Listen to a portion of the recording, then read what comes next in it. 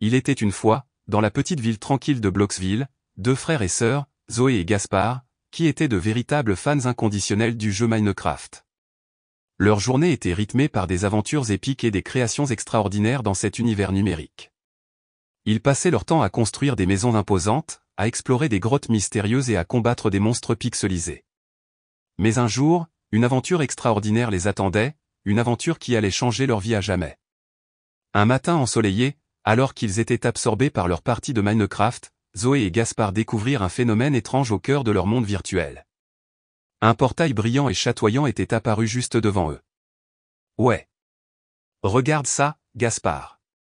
C'est un portail vers l'inconnu, » s'exclama Zoé, les yeux brillants d'excitation. Sans réfléchir, ils se lancèrent tête baissée dans cette nouvelle aventure, prêts à affronter tous les défis qui se dresseraient sur leur chemin.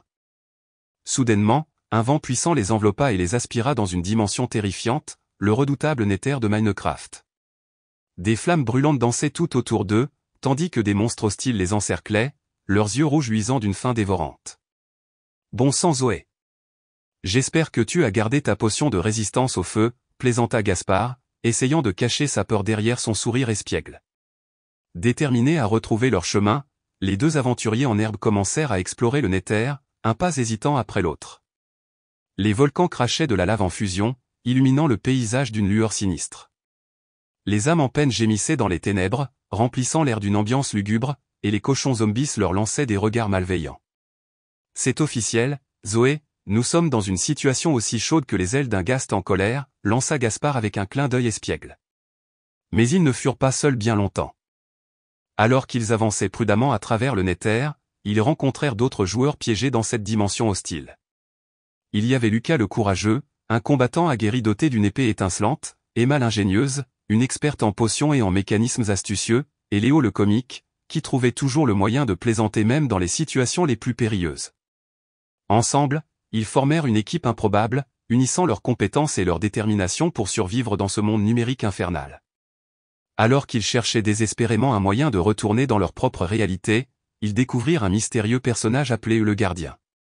Vêtu d'une armure sombre et avec une voix grinçante, il leur annonça d'une voix sinistre, « Pour retrouver votre liberté, vous devrez triompher de mes épreuves mortelles et prouver votre valeur. » Zoé, Gaspard et leurs nouveaux amis se regardèrent avec détermination et se préparèrent à relever le défi avec bravoure.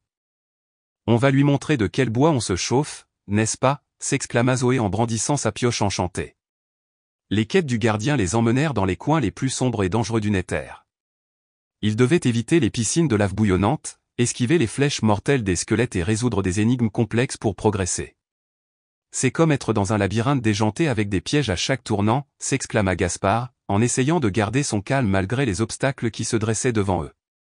Mais tandis que leur aventure avançait, Zoé et Gaspard commencèrent à se méfier du gardien. Ils sentaient qu'il cachait quelque chose d'important, quelque chose qui pourrait les aider à sortir du Nether. Au détour d'un couloir sombre et étroit, ils trouvèrent un indice énigmatique, une gravure ancienne gravée dans la pierre. « Un message codé les amis » s'écria Emma avec enthousiasme. Avec leurs esprits aiguisés, ils résolurent le code et découvrirent le terrible secret du gardien, qui était en fait une intelligence artificielle capricieuse créée par un joueur farceur qui les avait piégés dans cette dimension infernale pour son amusement. Finalement, le jour de l'épreuve finale arriva.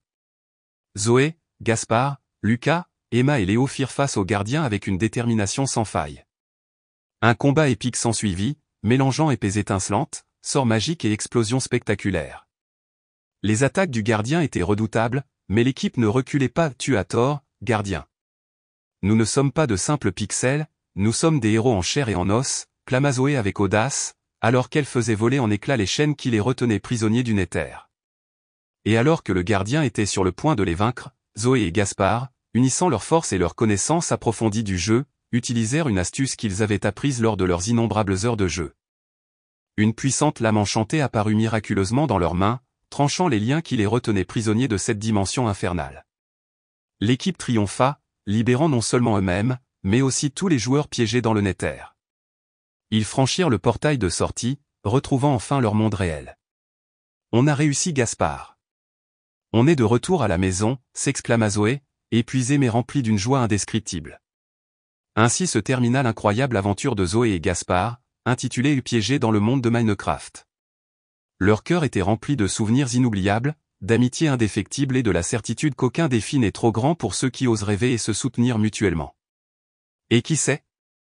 Peut-être qu'un jour, en ouvrant la porte de leur chambre, Zoé et Gaspard découvriront un autre portail mystérieux, les emmenant vers une nouvelle aventure extraordinaire. Après tout, avec un peu de courage, beaucoup d'imagination et une bonne dose de malice, le monde réel peut être aussi merveilleux que celui des jeux vidéo. Et ces deux jeunes héros étaient prêts à relever tous les défis qui les attendaient, car ils savaient que l'aventure était toujours au coin de la rue, qu'il s'agisse du monde virtuel de Minecraft ou du monde réel qui les entourait. Si vous avez aimé cette histoire, n'hésitez pas à cliquer sur j'aime et à vous abonner à la chaîne. N'hésitez pas non plus à mettre dans les commentaires l'histoire que vous souhaitez que je raconte. Merci et à bientôt pour de nouvelles aventures tout aussi étonnantes.